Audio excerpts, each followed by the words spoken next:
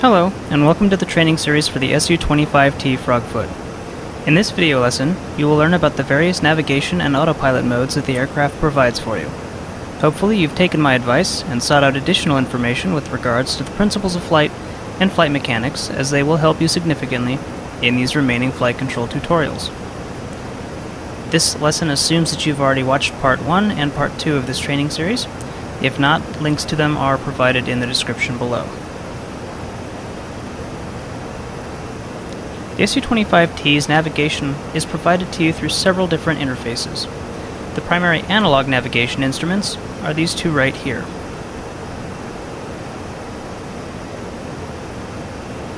The HSI, or Horizontal Situation Indicator, which we briefly covered in Part 1 of this tutorial series, and the ADI, or Attitude Director Indicator. Starting with the ADI on top, you will notice that it looks somewhat similar to the information presented at the center of your head-up display. There's a white virtual representation of your plane at the center of this gauge. There are lines to indicate what your climb and descent rate are in degrees, your attitude in degrees, and there's a semicircle of tick marks along the bottom of the gauge to indicate the aircraft's bank angle. One major difference are the two yellow bars in the background of this gauge, the one that's vertical and the one that's horizontal. We'll get to what those represent after we discuss navigation modes a bit later in this lesson. Another major difference is the slip indicator ball, located at the very bottom of the gauge. The slip indicator does exactly that, shows you how much the plane is moving sideways or slipping through the air and in what direction. This allows you to counter the slip with rudder to maintain a smoother flight path.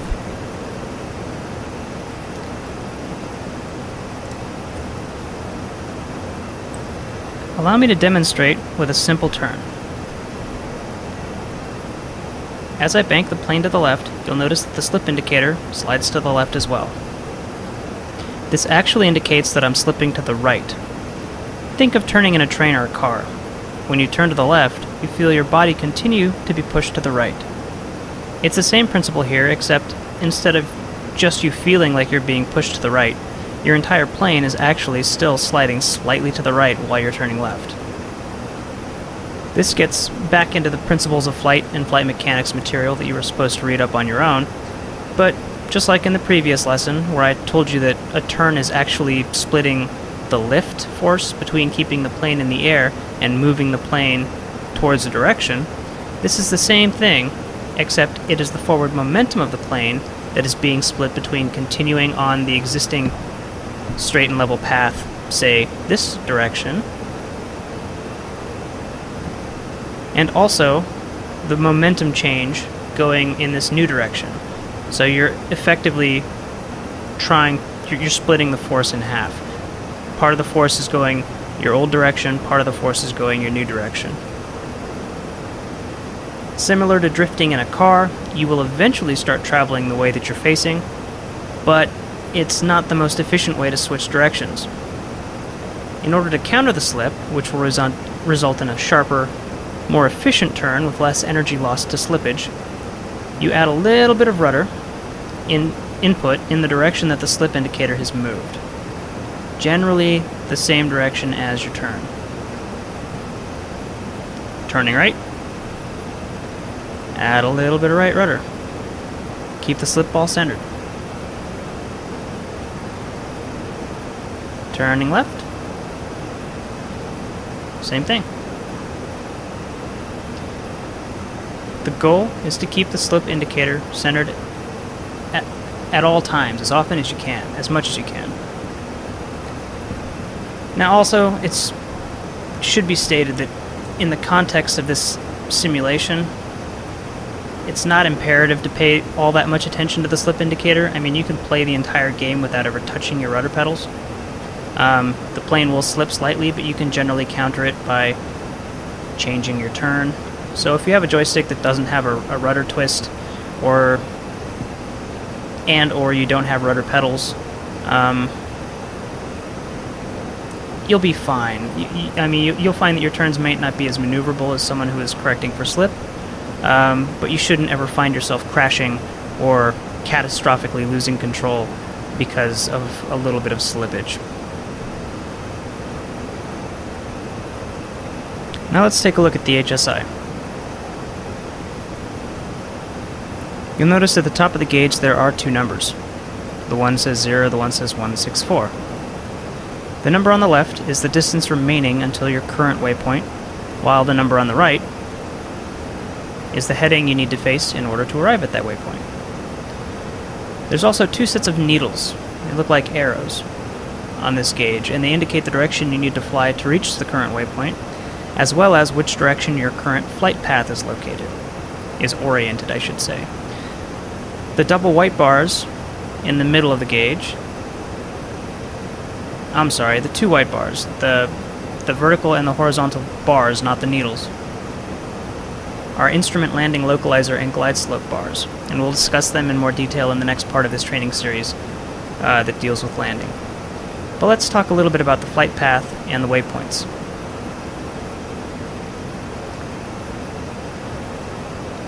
Oftentimes during the planning stages of a mission, a set of waypoints will be created leading to a specific target or area of operation.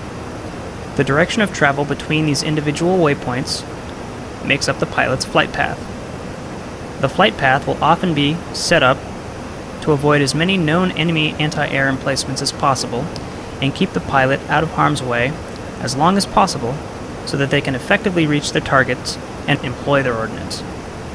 When looking at the HSI, the yellow arrow indicates the bearing or direction from your aircraft's current position to the currently selected waypoint, and the double white arrows indicate the orientation of the flight path between the previous and current waypoint.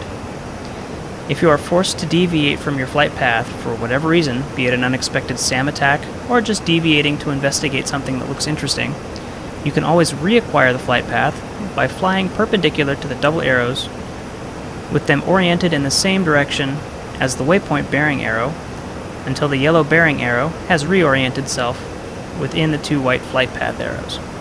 Now I'm going to show you a demonstration of that in action. I'm going to go into our F10 map view, overhead map. If we were to start at Kutaisi, which we did, for us it's waypoint 1, and we flew straight to Batumi, which is waypoint 2, our yellow waypoint bearing indicator needle would be pointing straight from wherever our position was along this waypoint line to Batumi, to the waypoint, since that's the direction of the waypoint from our current position. And since we would be on our flight path line, both of those lines would line up.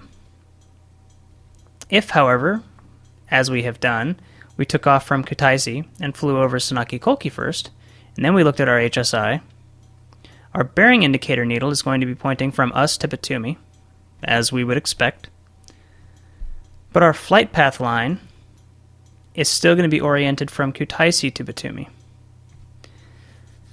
So if we wanted the quickest intercept to get back to our flight path, we would want to turn to place our current heading, the direction that we're flying, perpendicular to the flight path needles, and fly in that direction. And as you can see, the closer that we end up getting to our flight path needles, the closer the bearing indicator needle is going to be to lining up with those flight path needles again. Once we intercept our flight path, the waypoint bearing indicator will once again be oriented directly between the two flight path needles. It does take a little bit of quick geometry to figure this out, as you want to make sure you're flying perpendicular to the flight path needles in the right direction. If you were to fly perpendicular in the wrong direction, your bearing just get more and more out of line with the flight path needles.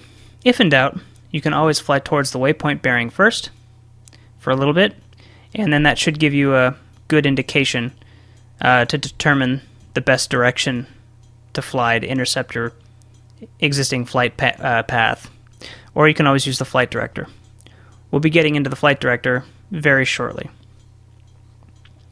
Now, flying on your flight path is not always required, but it is considered best practice to try and maintain your flight path while you are following your waypoints.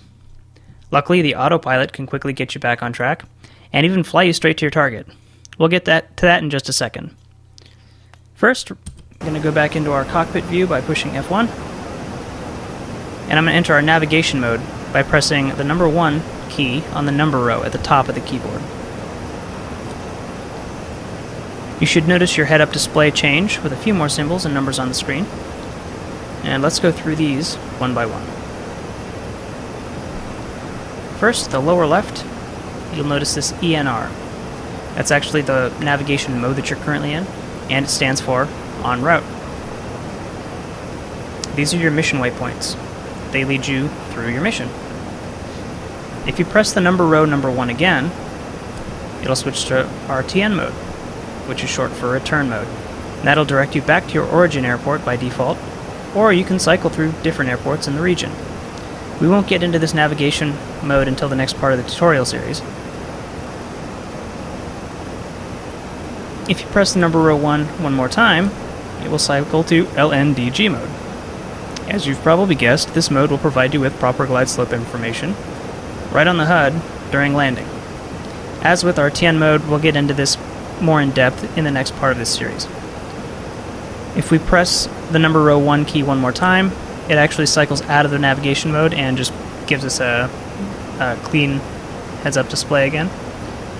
But let's go ahead and press the number row 1 to bring back En Route mode.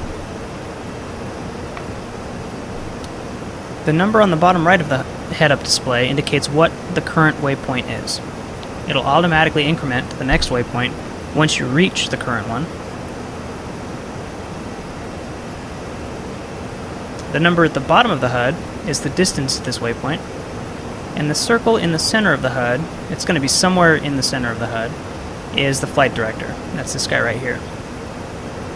We'll get to the flight director in a moment. It's a little bit confusing, so I want to go over the rest of the head-up display data first. The last two extra items that show up on the HUD when you enter a navigation mode are these numbers above your current airspeed and current altitude. These numbers represent the pre-programmed speed and altitude that you should be traveling to reach your next waypoint as specified by the mission planner. And these could also be set up so that you arrive at a specific target at the same time as, say, a group of A-10s that are going to take out primarily tanks, and you might be arriving there to take out enemy radar emplacements, anti-air. So sometimes these numbers are very integral to the mission. It's a pretty good idea if you don't know any better to try and at least maintain the recommended airspeed. But I do want to kind of point out the recommended altitude in this mission. They recommend that we fly to our next waypoint, or our current waypoint, 88 meters above the ground. Now that's pretty low, and to be honest, this makes me think that the mission designer for this particular mission didn't actually take the time to enter an appropriate altitude for this set of waypoints. Not usually a problem. The default altitudes for each waypoint are generally ground level. And at the moment, this isn't incredibly important, but I want you to keep it in mind because the flight director is dependent on these two recommended numbers.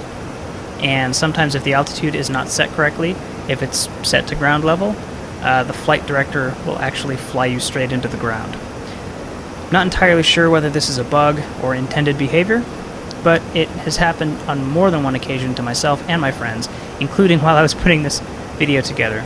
So be mindful of what these values are set to and the conditions in which you're flying. One more note of importance when flying the Su-25T, waypoint 1 is always the airfield you started from. Waypoint 2 is actually your first real waypoint. If you set your navigation to ENR mode prior to requesting takeoff while you're sitting on the taxiway, the navigation computer should increment it to waypoint 2 automatically by the time you take off. But if it doesn't, or if you forgot to, you can always manually cycle through waypoints yourself by holding down left control and tapping the tilde key. This is the key that is just to the left of the number row 1 key. So now we're going to discuss the flight director circle. Here's where the fun begins.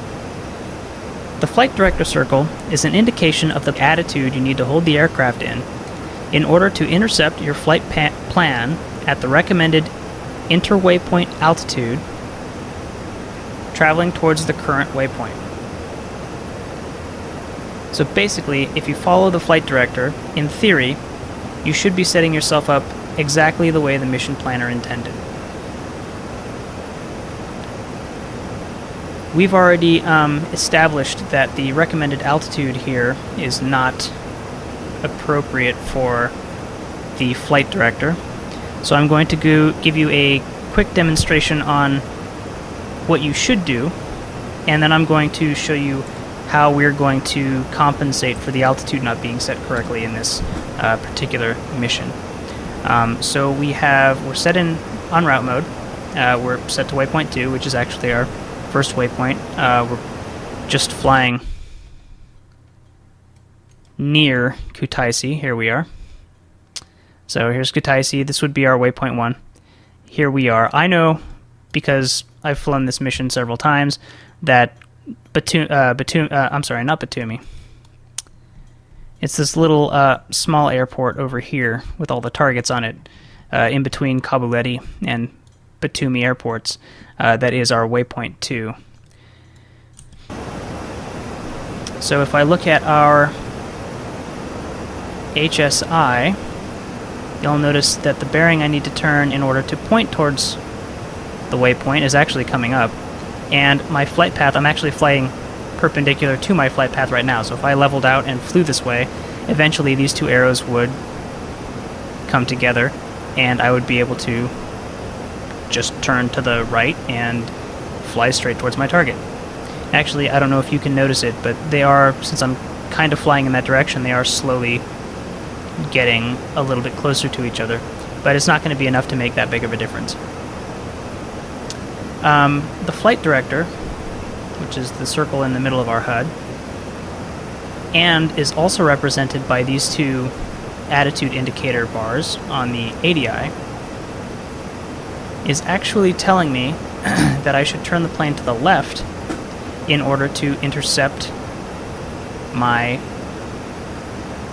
flight path. So what I'm going to do is show you how that works. Before I do that, though, I do want to note that it's also telling me to dive steeply because it is trying to get me down to 10 meters off the ground. Now, I think that if I go down that low, I will end up hitting the ground, so I'm going to respectfully ignore it and give you an idea of what it would look like if I actually did what the flight director told me to do. The point is to maneuver the plane so that the circle stays right in between your virtual aircraft indicator, like that. Now, like I said, I'm going to hit the ground if I maintain that, so I'm not going to worry about that.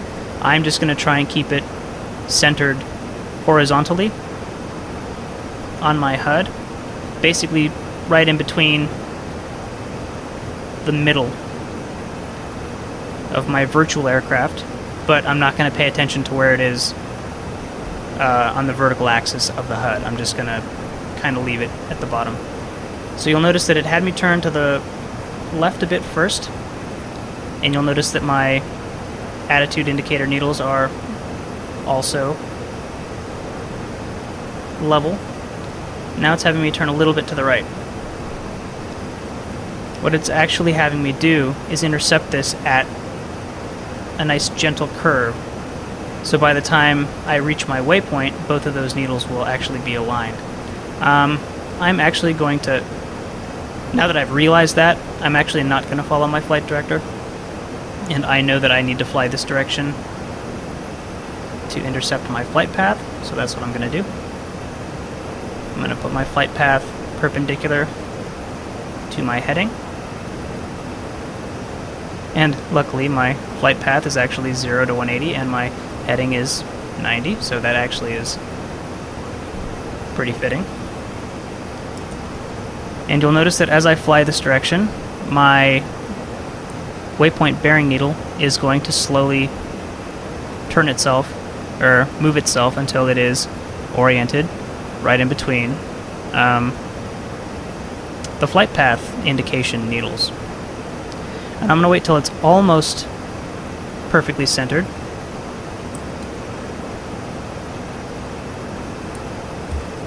And then I'm going to turn and follow my flight director again. And what he should do is pretty much orient me perfectly towards waypoint 2.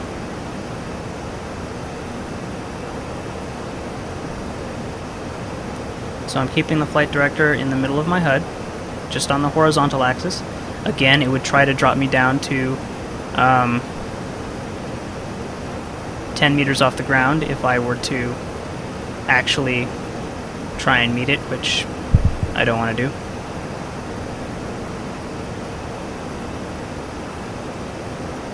It seems a little bit overly dangerous to me.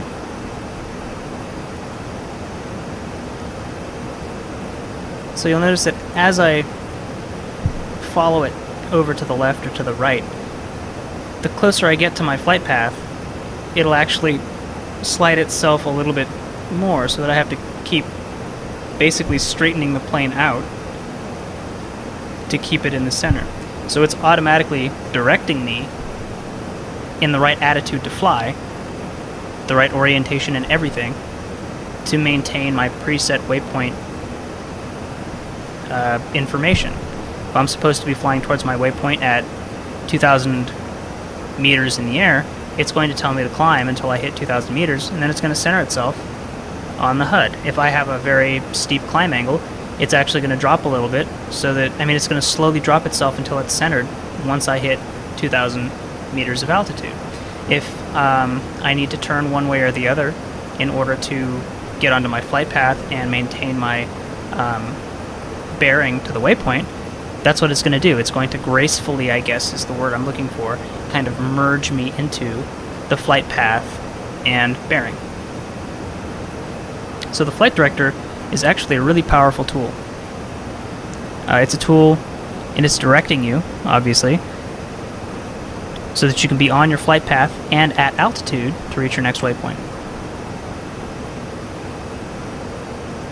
Now that we've covered some basic navigation, along with how the flight director works, let's talk briefly about the various autopilot systems. You're actually going to notice that since we are nearing waypoint 2 at the moment, once we get there, we're only 6.3, 5.4 kilometers away.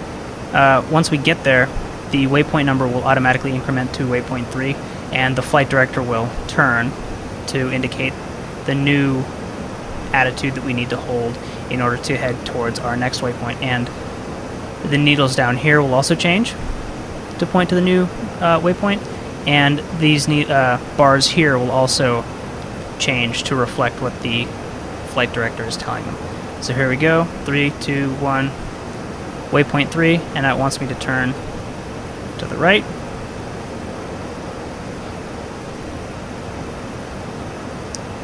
So if I were to maintain this, I would eventually get to the proper lineup for waypoint 3.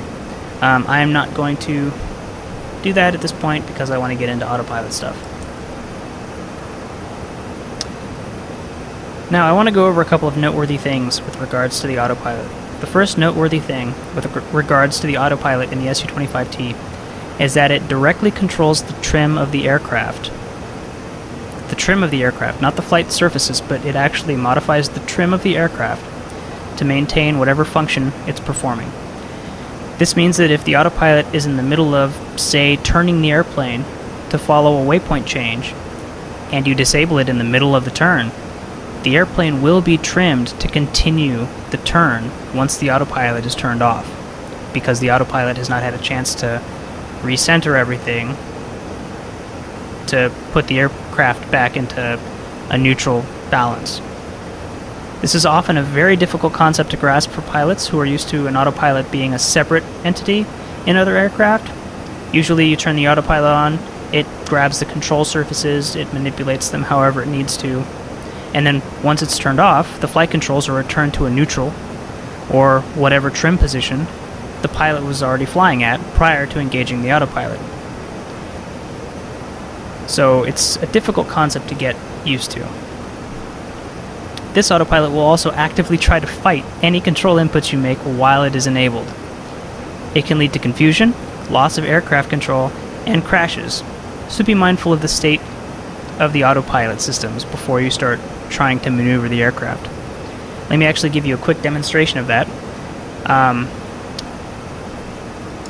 I'm going to put my aircraft into a 30-degree bank and turn on the autopilot mode that holds it at a specific altitude and bank angle. So right now the autopilot is holding me in this orbit bank, basically, and it's not going to want me to change any aspect of it. It doesn't want me to pull up, and it doesn't want me to change the turn. And it actually will fight my input. So here's my stick. I'm going to zoom out so we can see everything here. The autopilot is engaged. The autopilot is maintaining this turn. If I try and turn out of this, you'll notice that I can move the stick a little bit, then the autopilot trims the stick back to maintain that attitude that it's trying to hold. So I can't actually turn my plane anymore. The autopilot wants to maintain this setting, period. Same thing goes for the other way. If I try and turn more, the autopilot actually fights me and recenters the stick slightly. If I let go of the stick, the autopilot kind of kicks off, and then it really quickly kind of torques me back over, because it's not having any of this. It says, this is what I want to be at, this is where I am. Screw you. Disable me if you want to fly the plane, basically is what it's saying. That being said, the autopilot directly controlling the trim of the aircraft and also not letting you control the aircraft if it's on.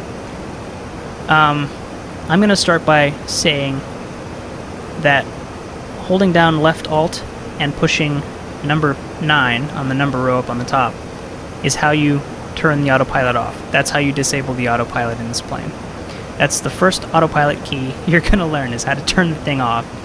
And you're also going to learn that these 6 little buttons here, with the indicator lights on the top of them, are your autopilot panel. If any of those are lit up, the autopilot is on, and depending on the autopilot mode, you may or may not be able to make any kind of modifications to the plane. So you'll notice that when I push left alt and 9, light goes out, and I now have complete control of my aircraft again, which is how it should be. Another quick hotkey that I'm going to show you, and this is in case the autopilot is disabled while it's in the middle of trying to perform a turn or something, and now all of a sudden your aircraft just does this, and you can't trim out of it for some reason. Maybe it's trying to perform some kind of really crazy acrobatic thing, and you just can't untrim it. Holding down left alt and pushing the number row 3 will set the plane into straight and level flight autopilot, and that is pretty much the way to always get back to straight and level flight. Hold down left alt, tap the number 3 on the row across the top of your keyboard. So those are, in my opinion, the 2 most important autopilot modes you need to know. How to disable it, and how to get to level flight, so that it basically recenters the rudder and bank trim to level.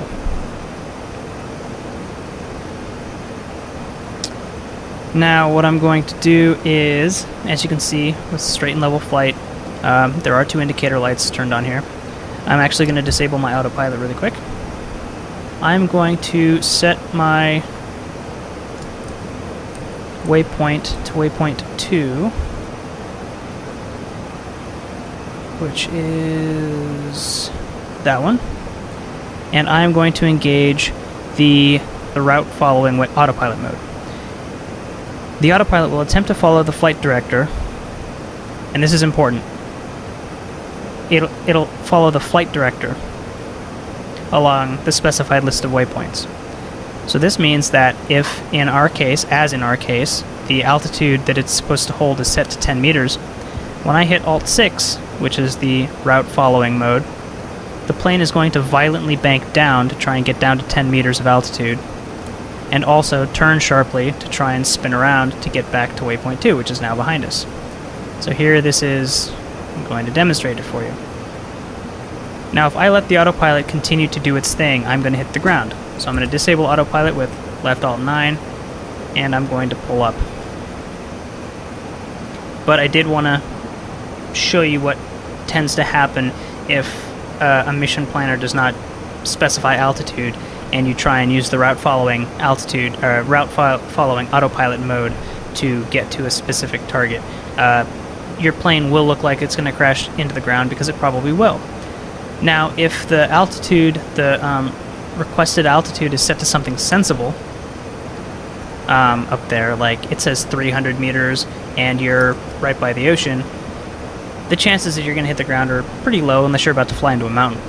So before you engage that particular autopilot mode, left Alt 6, the route following mode, you do want to make sure that things make sense as represented to you.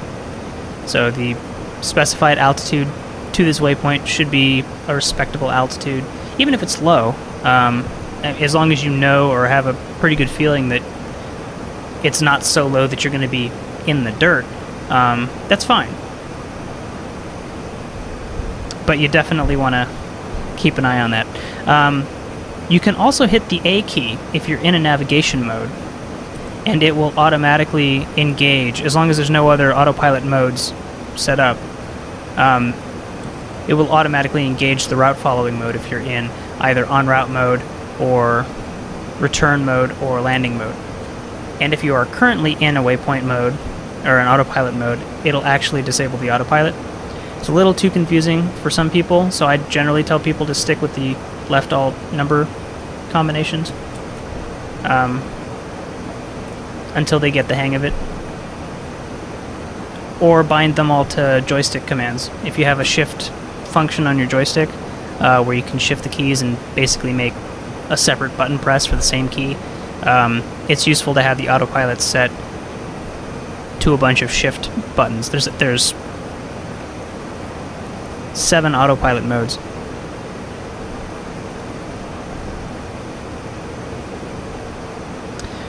So we've currently done the cancel autopilot button, which is left alt and 9.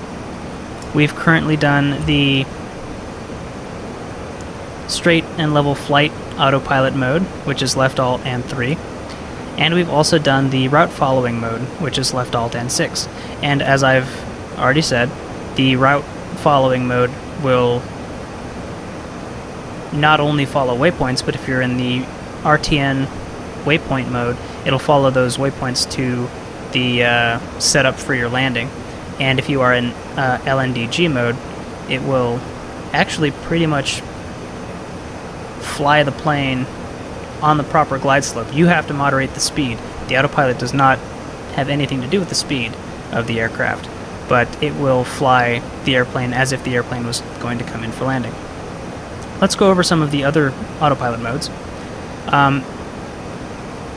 Left Alt 1 is attitude hold. And what this means is the plane will maintain its current pitch and bank.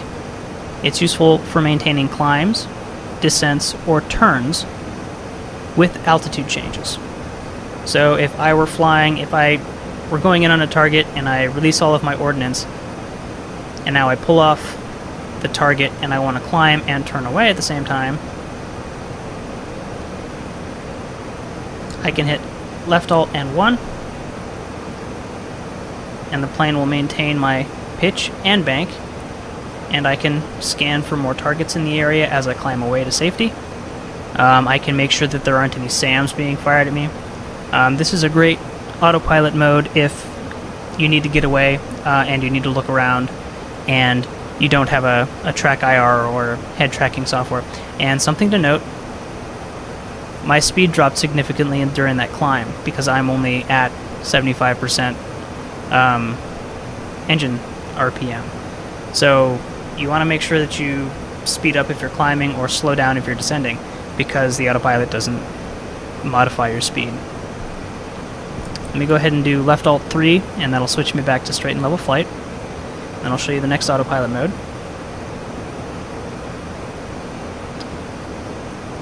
Let me disable the autopilot. Left alt 9. I'm going to climb a little bit.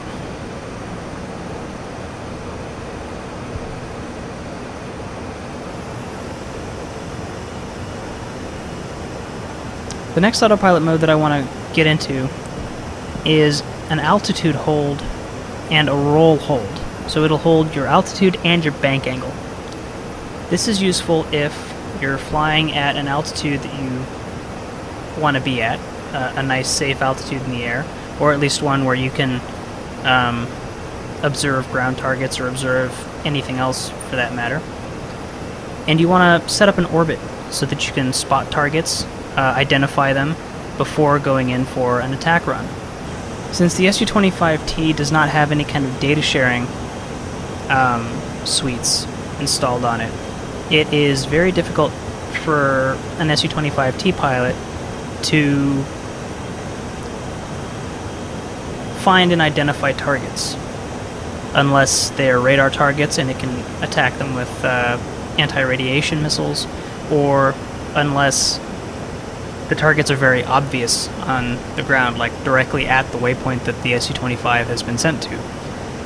So one way to get a good bit of intel on what you're about to be attacking is to set up an orbit pattern, spot all of your targets, and get a sense of where they are on the ground.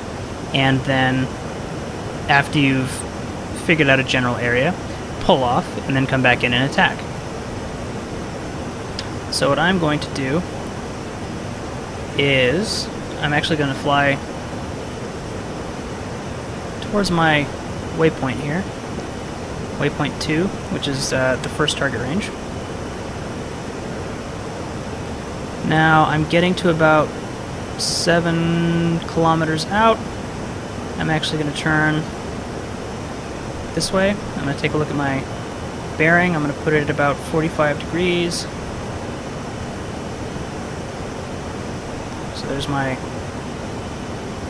airfield down there. The targets are fairly obvious, you can see them from up here. But if it was a grassy field or a foresty area and I couldn't easily identify my targets, I could pitch my plane over to about 45 degrees of bank. Hold down left alt, tap 2. Now I don't have to put any input on the stick. The airplane will maintain this orbit. And I am free to look down there and say, oh, okay, so there are my targets. It looks like the 3 here on my end of the runway have already been destroyed. Oh, somebody's firing at those guys over there. Looks like artillery strikes. So I'm going to want to concentrate my fire down this axis of the runway since nothing's been destroyed yet. I could do whatever I wanted. I mean, really. I can also see that not only are there targets on the runways, but there are also targets in the fields around the runways. And I don't have to worry about controlling the aircraft while I'm doing this because the autopilot is taking care of that for me. So this is left alt 2. It's an attitude hold and a bank hold. So let me go ahead and level off again.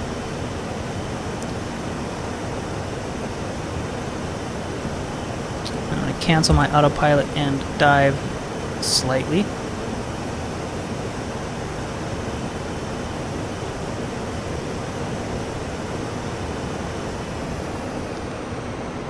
Deploy my speed brake. Pull up. Going a little bit fast.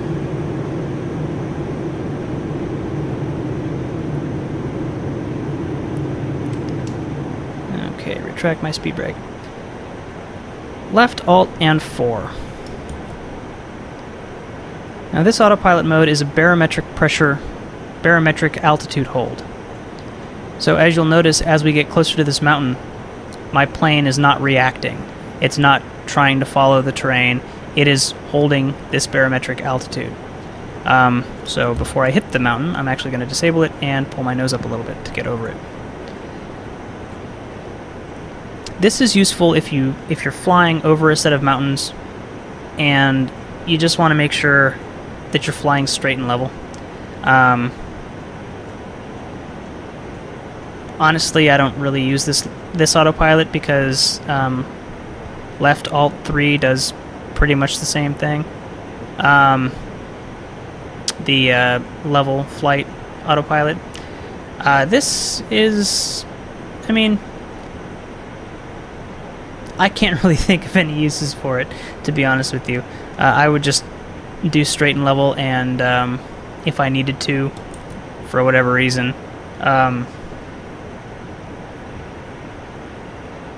Well, I guess it does have its uses. If I wanted to fly at a specific altitude, but I also wanted to be able to control the aircraft, turn it left or right, the barometric altitude holds it at this altitude, but also allows me to turn the aircraft. So I can do maneuvers at a specific altitude. Again, personally, I don't think I would ever, I haven't yet, and I don't think I ever would, do this because it's just as easy to do level flight and then just disable the autopilot and have full control of my plane. And as long as I'm going fast enough, I don't need an autopilot to hold my altitude for me. It could be useful if you are inbound on a ground target, I suppose, and you wanted to maintain a specific altitude and line up better on a target. But again, the autopilot's going to fight you. If you start pushing down to like go for the target, the autopilot's actually gonna push back and try and maintain level flight, so it actually might throw you. I would just never use this autopilot mode myself. But you can experiment with it, see if you can find uses for it. I personally can't because I would rather just not have the autopilot on, but that's my flight preference and yours might be different. Left Alt 5 is a little bit more useful. Left Alt 5 is radar altitude hold. So what I'm going to do is disable my autopilot here. And I am going to turn this way. And I'm going to get a little bit lower to the ground.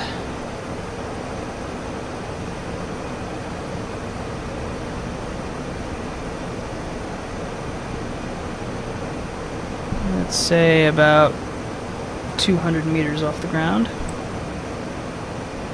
250 meters, that's fine. I'm going to hold left Alt and 5, and this is radar altitude hold.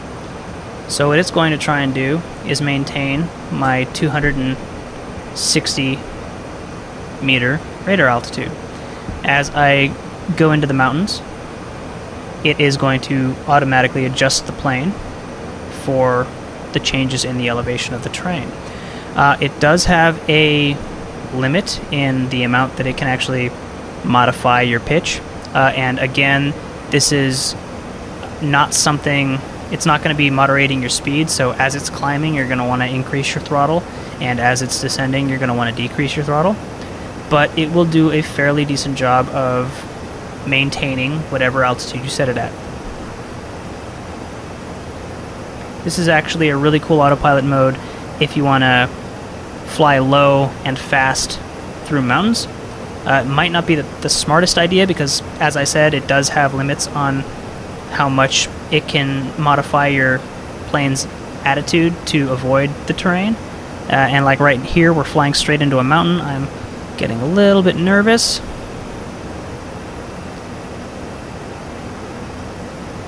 I'm going to give it full throttle and... Hey, that was pretty skippy. That was close, but it worked, so gotta give it props for that. But you definitely want to you want to be a little cautious when you're running on autopilot because I don't trust them. You want to make sure that the autopilot's doing what you expect it to do. Like right now it looks like it's gonna... Okay, it's not gonna hit the mountain, but it's doing its best. I mean, it's old technology, and it's doing what it was designed to do. It's not supposed to fly your plane for you. It's just supposed to help you. Before I do actually die, I'm going to turn it off. And if you notice, I actually disabled my autopilot right there while it was in the middle of the turn, and now my plane is continuously banking to the left. Even if I straighten it out here and let go of my stick, the plane will continue to bank to the left because the autopilot is managing my trim controls. So let me go over something that I actually have not gone over yet with regards to trim. Let me get out of these mountains so that I don't die.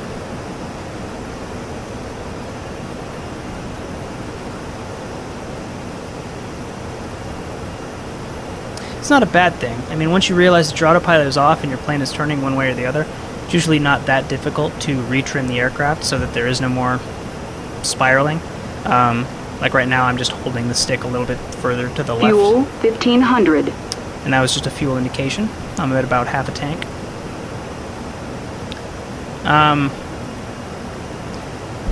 But if you look at the stick, you'll notice this white line that runs down the stick and then up the center of the front dash here. That is actually the center line of the stick. If I let go of my stick, you'll notice that it goes over to the left, and that is the direction that the aircraft is banking. And once I move it back close to center, the aircraft is almost in a neutral position. It's not turning one way or the other anymore. That center line is actually telling you where the center line of the flight stick is, and these three lights here are actually your trim center lights. You can see that it says trim center. I'm not sure if in the Russian themed cockpit it's going to say something in Russian, and I'm sure it says trim center in Russian, but if you can't read Russian, that's what these three lights are for. The bottom one is for your rudder, the middle one is for your ailerons, and the top one is for your elevator. But the most important one is generally the ailerons one, because those are the ones that control your turning. So since I know that I'm kind of being forced over to the left, I'm just going to give myself a bit of right trim here until the plane is centered. And once I get the stick trimmed to center, you'll notice that the aileron center light comes on.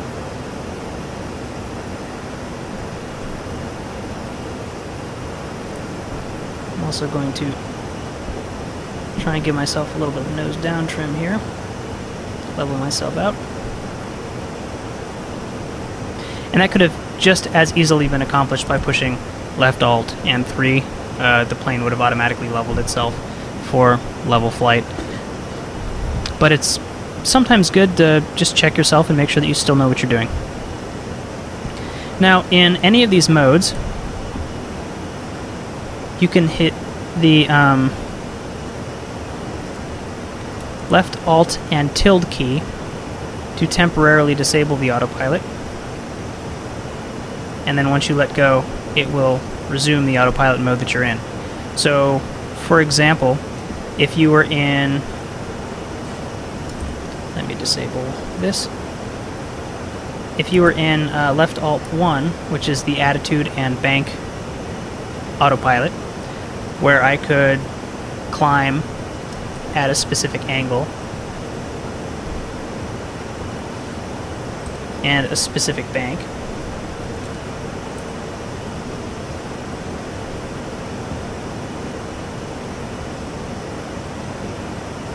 and then turn on the autopilot. If I climbed a certain amount of height into the air, like say 3,000 meters here, I'm looking at my targets. They're getting a little far away for me here. So I look and I see that I'm at 3,000 meters. I'm like, okay, that's a little too high. I can hold down left Alt and tilde, and you'll notice that the light goes out on the autopilot. I can reorient the aircraft. Let's say now I want to fly at a very slight descent. Same bank angle. I just want to get a little closer to the ground. Now if I let go of tilde, the aircraft will hold the new. It basically turns off the autopilot and then like resets it at the current settings for the aircraft. So now I'm flying at a very slight descent rate, but I didn't have to left alt 9 and then left alt 1 again. It was just a left alt tilt, and as we can see now, I'm flying just a little bit too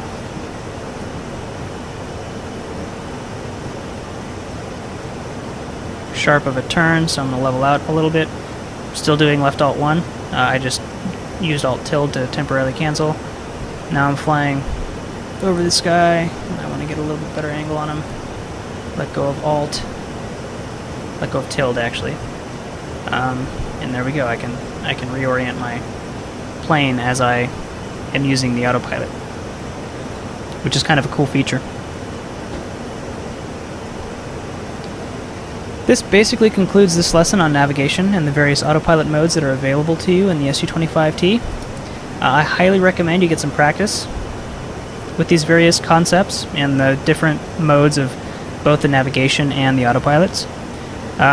There's a frequently used keyboards command link in the video description. It's linked to a post on the Eagle Dynamics forums, and it's laid out in a very nice and organized fashion. And it should provide you with a nice cheat sheet for all the control information that I've presented in the first 3 parts of this tutorial series. Also, if you haven't already, I still strongly recommend you do some further reading on the principles of flight and flight mechanics. That is definitely good knowledge to have. In our next lesson, we will put all of the skills that we've learned up to this point to the test, and we're going to cover landing, which is generally thought to be one of the most difficult skills to learn in an aircraft. It's also generally considered to be the most dangerous time to be in an aircraft is during the landing. A lot of people call landings a controlled crash, and they're not very far off from the truth. We're also going to go over rearming and repairing your aircraft once you're safely on the ground. And finally, we're going to go over the shutdown procedure for once you're finished with a sortie. So you've gone out, you've done your mission, you might have come back, rearmed, repaired. If you have any damage, go back out into the field, take out a couple more targets. You've taken everything out that's of importance, and you're done for the day. I'm going to show you how to shut down the aircraft once you're done. So that's what's on the roster, that's what's on the schedule for the next lesson. Thanks for watching, and I'll see you next time.